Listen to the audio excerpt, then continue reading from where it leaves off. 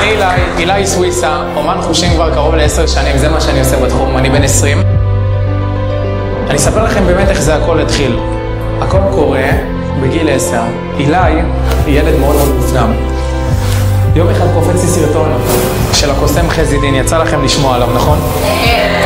ובסרטון עצמו, אני רואה אותו שהוא נכנס דרך זכוכית, ואני לא מצליח להבין איך הוא הצליח להיכנס דרך זכוכית. זה היה חלק מהקסם.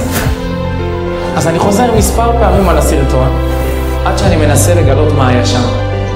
עד שבסוף הצלחתי. הדבר הראשון שעשיתי זה רשמתי לימוד קסמים בקלפים. הקסם הראשון שעשיתי, הלכתי, קניתי חפיסת קלפים, אמרתי לאמא שלי, אמא, תבחרי קלף. היא בחרה 7 יהלום. אמרתי, אמא, בחרת 7 יהלום, נכון?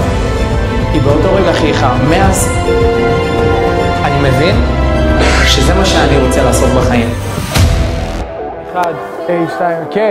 לא, איפה? רגע, חכי. אנחנו צריכים לעשות בלנס.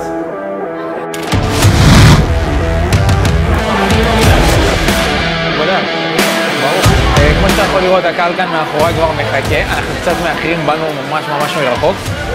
ווואלה, נקווה שנספיק לתת להם ולהפתיע אותם.